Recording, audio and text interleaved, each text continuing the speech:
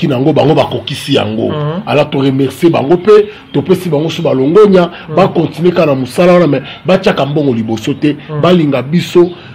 na eloko basali pona ko boutir mabundu libanda en tout cas to acclamer pona bango nzamba zana bango acha kimia kati na bango après ça bango sous sagesse sous ya bitumba mususu sous ya lisusu bitumba zo ya lisusu car la parlement wana mais ndiye président baki na ilukamba démissionner jusqu'à là démissionner te azawana nani tambo mama pas habillé jamais route balongo là te lukamba ça démissionner na ye président tabisa zana on a pona to ministre formateur te toujours ça sous. Merci beaucoup mesdames, mesdemoiselles et messieurs, amis fidèles téléspectateurs de la 3x spectateurs de la CongoFrance.com. Merci parce que vous êtes nombreux partout en train de nous suivre à travers cette émission. Tout sur la Pôle en Congo présenté par les vôtres Yannick Wenge, Moto Atona Kibonzambe. Mesdames, mesdemoiselles et messieurs, à travers cette émission, les Amarapona nous Congolais, tout sur leur maman Belé, Oye le Kanambo dans la Bisso Congo. Merci beaucoup, na moi Malou, la maman Adèle Yombo. Moi Malula mutanima kwa bana baboka mabotiste ba trisomie maman Adèle Yombo moi Malula na fondation na kanga itubidi. Merci beaucoup notre professeur Jamele azo soutenir yo professeur asali téléphone o ezo tala partout bazo ya posa nango ba soda ba rosa lango ba ministre téléphone a de quoi combien il faut que na mai kufa raté. Merci pour le soutien na yo, merci beaucoup encore na Muto Modi Kembe basketteur na biso azo soutenir maman Adèle Yombo moi Malula na association na en tout cas ils ont ça kitoko pourquoi pas le professeur Noël Nchani nous soutenir biso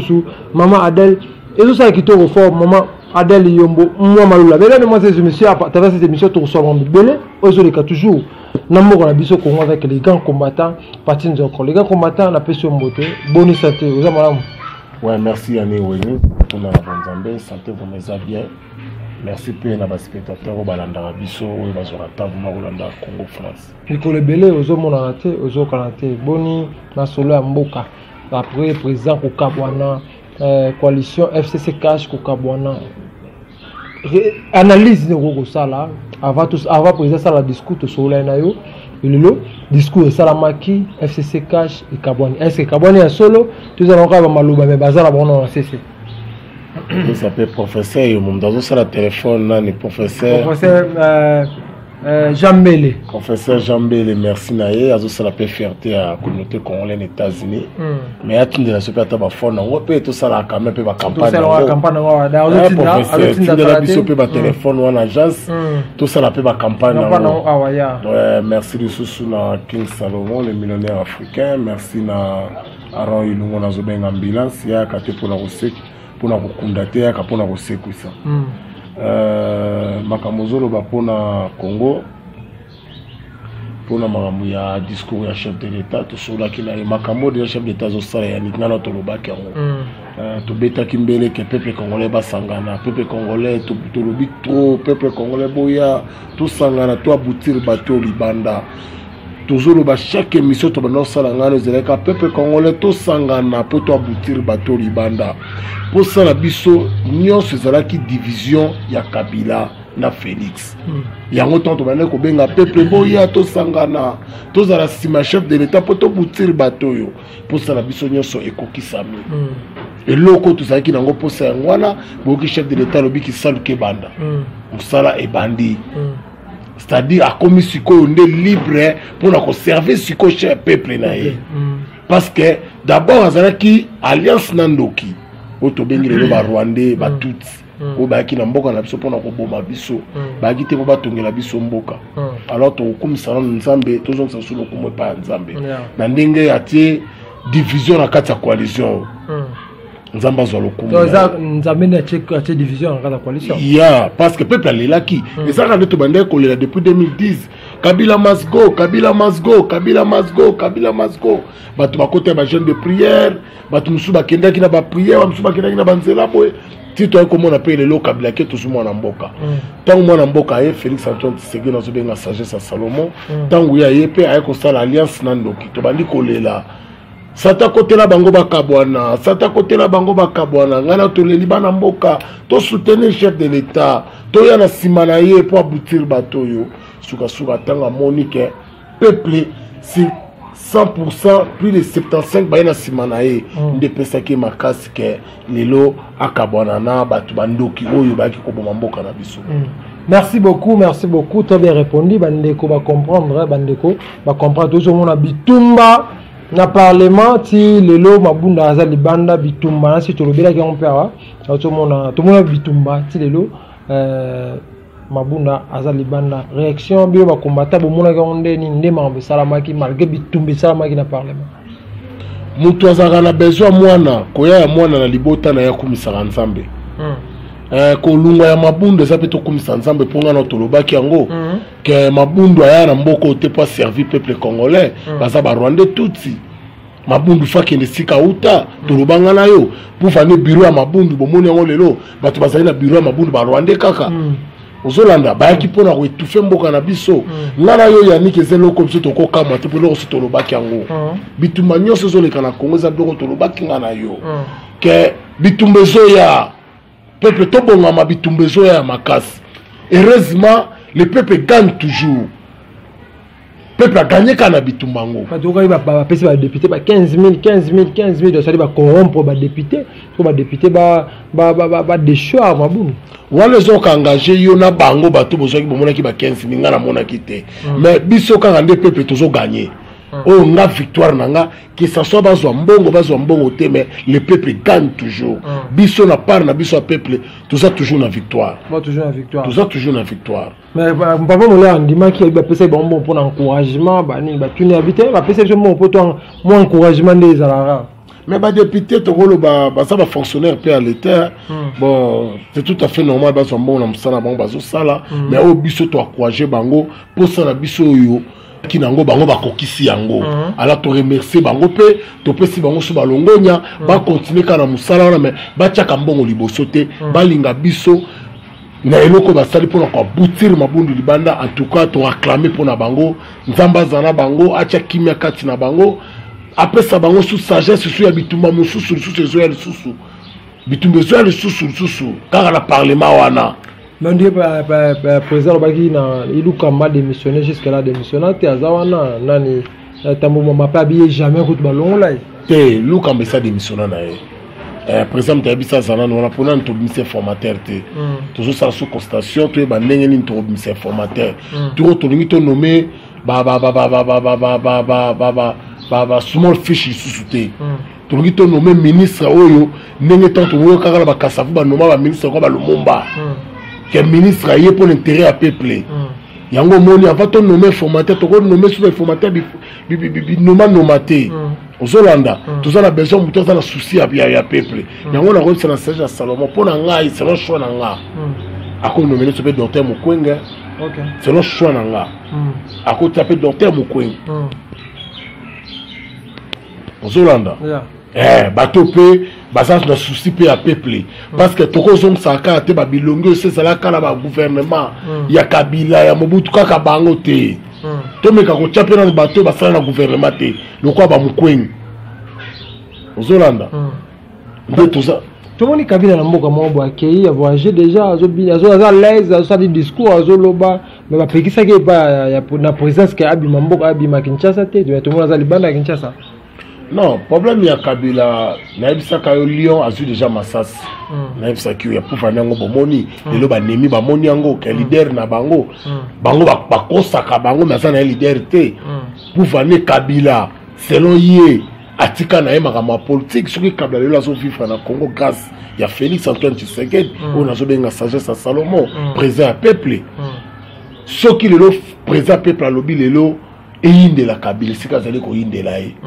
alors bato babande ko pousser Kabila ba buzo beza ba nemi ba shadar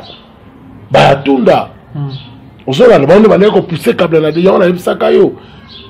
bango ba lobi tongo après avoir que soit majorité na parlement non il y a lobi non nemi lobi tozo c'est la autorité morale na biso a ça la discours pour venir à la kisi bango akena kolesi a ça la discours au salaté parce que ayebi que soga sali discours ba okangaye Kabila yebi que soga sali discours ya ko boycotter majorité fatia zui to ya koloba ke no gouvernement nyo sakena boyango ba okangaye c'est coup d'état ayebi que ba okangaye parce que ayebi ke naza na armée te naza mpe na baavion ekobunda face na peuple te oyo ekosala face na Faci te. Faci pour le moment en Afrique aza le meilleur président en Afrique centrale. Petit comme en 2021 comme le meilleur président en Afrique mobimba. Azo conquérir Afrique ne Mobutu a conquérir Afrique. Ne ba Kadhafi ba conquérir Afrique. Ni Félix Azoya. Alors le seul président de l'Union africaine qui est l'Union africaine c'est que na Paul Biya. Selon nous on a la zone na ko bisate pour appeler Sarabino Banous. Il y a 3 présidents d'Afrique. Qui ya Faci na Union africaine ba président na bazo kende. Natania Paul Biya pour naza déjà au courant ma solo wana. Ozolanda eza sous avant le seul président de l'Union africaine qui porté un plus depuis l'Union africaine banda depuis fondateur de l'Union africaine Ezalaki Kadhafi. Nous avons apporté un plus pour le moment de l'Union africaine en 2021 où nous avons bien sagesse à Salomon. Ozolanda yango babiloko yo ozoka ke pour le moment n'est pas qui déjà tout cela qui ça fait même 2 mois 3 mois que FCC Panzani Kalaming te ko yoka bato on sala ce discours normal que balunga na FCC. Ya la ki monsieur ba mo loba déjà moi ba mirle côté FCC. Mais ça ba biloko ngona to solo ka le bato ba mo bisangai mais yo ba biloko lo ba ko soka ngo wapi. Ba nous ngona na ngo apesa kayo. Mais ça ba biloko ngona to solo ka prophétie nzambe ko lo ba malelo mais après 4 mois 5 mois après kokisama. To lo bangana yo mais yo sala mango lelo to lo ba ki peuple bo sangana. Lelo yango ba sangani ba yoka ki kolola ya biso na yo tant to bane ko bo sangana ba yoka ki ke peuple comme na besoin ke akomi ko tinda biso sko to sangana parce que soki to sangani te ba ko boutique biso libanda ba jusque là lelo fayulu na muzito ba pesi na position te non position na bango ezali to zape na besoin ba aider na union sacrée te to na besoin opposition fayulu faut appliquer peine na opposition azamwa na mboka que ça soit Azara onde balobakaze étranger azara puis bon Congo tous on a besoin d'opposition ils ont un pays mort ils ont opposition sur opposition ils ont des segimboka ils ont et tous on a besoin d'opposition à Zwakara makasi na manteka ba mai ya ochaka ndenge ba betaka ba gaz ndenge 38e pendant 38 ans il y a lit ya IDPS opposition yepe azana makasi parce que Faci d'abord on a les transition mandat à Faci ko banda na 2023 mandat na bandité théo esa transition mandat à Faci na bandité 2023 sur élection ko sala bandi mandat na ye des mandats na ye ou esa transition ou azo ça les transition apika kaka pendant na FCC ba bipo ya président Faci a violé la constitution fort dans la constitution na ba accord mais le Faci a c'est la constitution bango batiki batangela biso place ni Faci a violé ba accord. Même biso soit disant tout le monde sur ma professeur à l'université tout le monde sika Faci a violé ba accord tout le monde sika Faci a violé ba accord Faci a c'est na kata construction en mboka na ye pesa message à bandeko ba congolais au ba partout ba juté en tal émission absolument ouais na rob saka bandeko to soutenir moi na mboka tous appelés parmi ba 20 congolais oyo bazalaki pe awa na Afrique du Sud tokotaki prison pour na mboka to bundaki pe pour na mboka oyo batebele bazo benga biso bazo biso mais comment Faci ayambi binote boza pe parmi batu oyo boza pe parmi batu oyo bobundi makasi lelo pour na changement ya mboka boza pe batu oyo autorité belé ya monde ba yebi bino mais to moni bino Faci a meki ko pesa bino pe moi valeur te ke ba yo kapé bino alors to lobaki wana koloba te ke soki papa bengi mwana ndako te ka lingi yo te oyebi te oyo ya bombeli bana na ye esengi te kaka mutu nyonso aza na réunion ya famille eza na bana musubi bazala pe libanda za occupé na makamu na ye ayebi ke wana eza papa ya ndako ata toyete biso bana toyeba nini koleka po aza makila na biso eza problème te botinda biso te kelelo to banda koloba mabe po na président to wana ta wana te alors to remettre sous hangar kaka na gouvernement sud-africain toyebi toyebi toza déjà informé na biloko tout bolingaki bosala pour vane bobengaki biso sous na ba réunion na bino oyo bokota biso na eloko bomemaka biso na 2013 ya coup d'état na Congo bobenga sous G20 bakota na ba réunion to boyi parce que oyo aza wana aza mwana mboka tokoza sous la tête ya makila ya peuple na biso etanga alors tozo mettre sous sangar na gouvernement sud-africain bozali parmi batu oyo bobomana nu Kadhafi kaka bino bozali susu bino bato oyo ntango basat africain bazolinga boziza kende botinda basoda mpo bacontredire boziza azalaka na congo eza kaka bino bozali mpe parmi liwa ya muze le père kaka bino bozali parmi ya départ ya mobutu kaka bino lelo lisusu bolingo ya suna départ lisusu bosala tuke faci akende alors tozomettre gouvernement sud-africain ngara tozali 20 congolais tosouffre toyebi masolo na bino de A à Z nazoloba vérité parce que nazobanga bino te oyo ekoya eye mais nakosauve ne mboka na ngai na président na ngai baréunion na bino bozolinga biso tokɔta mpo na coup d'état tokosala yango te na bagénéraux botindaki na congo na marke ke bakende kotala mouvement ya président mpo bosala coup d'état mais bato wana toza déjà en cours bakei dele kokɔta na monesco toza déjà des généraux baye na teni ya monesco mais baza na opération ya monesco te toyebi toza cour na bino lisu likolo ya lisu toza basoda tobundi mpo na mboka oyo tokoti baprison deza bokotisa biso na cope na bino bomema biso gouvernement sud-africain alors bolingi biso boeklini biso so na bamafio na bino tokokota yango te parce que bino na mandela ntango abundela mboka oyo abundela afrique te abundela afrique du sud mais bino soki bozwi baprésident oyo bazo mpona kobundela afrique bokomi kotia bakota jambe contre bango bino bolingi kaka afrique du sud ezalaka mpo bonyokolaka baafricain alors cette fois-ci tolingi eloko wana lisusu te parce que bomona lire faci azoya nango azoya kotombola afrique alors bino bozali kaka bolingaka afrique évolue te tala bapays lokola eza voisin na bino bapays lokola zimbabwe si sikoyo nani botelema ntango olobake non bolongola zimbabwe na margo bozalaka kaka bazimbabwe basouffri mpo bino bozalaka bien mpo boyebi kokolongola zimbabwe na margo bino mpe bozala mwa défiance na mboka na bino tala bapays lokola mozambique bobundaka te mpona bamozambique lelo ezala lokola afrique du sud tala bapays lokola babotswana alors tozometa ngare mpo na bino botika faci asala mosala na ye soki bozali bapion ya badiable ya koarrete afrique mpo évolue te soki bozalaka maison ya satanisme na afrique du sud mpo afrique évolue te aturu afrique koévolue bolinga ta afrique koévolue ramaphosa okwei na faux poule okwei na poule ya faci kokanisa te kende tabumbeka kwaka na poule ya kabila ayiba baminere yo mpo kokwea na poule wana kokanisa te nde suma kwaka na poule ya kabila bayiba batonga bandako yo mpo kotonga klante eza te klante eza te alors merci na bandeko nyonso oyo bolandaka biso oyo eza bandeko na nouvelle congolais nous oyo bokomisa yango partout olandi nous opanzi yango congo france etambola mokili mobimba alors nazopesaka mbote lisusu na communauté congolaise partout esika bozwami tozala together ezala badiaspora ya poto ya canada états-unis partout tozwami toboya vaccin soki esengi tozoyo ezali ntango ya vulusi ya fumuki mbangu biloko fumuki mbangu alobaki ebandi kokokisama peuple wana komobiliza kozonga mabele na ye afrique eza ya bakoko afrique eza mabele ya nzambe Merci beaucoup, mesdames, mesdemoiselles et messieurs. Ça n'est fini pour aujourd'hui. Tout comme Nasuka Tigre de Kimi Akolo et Ingela. Au Mabota, Wabino, vous avez béni autant l'émission, la biso auto sur la première Congo, présentée par Wabino, Mototona Kibunzambe, Yannick Wenge. Merci beaucoup à moi, Malou, la maman Adèle Yombo, la fondation Naetu Kanga Itubidi. Olia na bana baboa kama bautiste bandundu ba trésorerie. Maman nazo sala mama kitoko wapi. Merci beaucoup na professeur Jambele, na téléphone osali au Kapi, na kata Boston, téléphone wana, et ça kitoko wapi.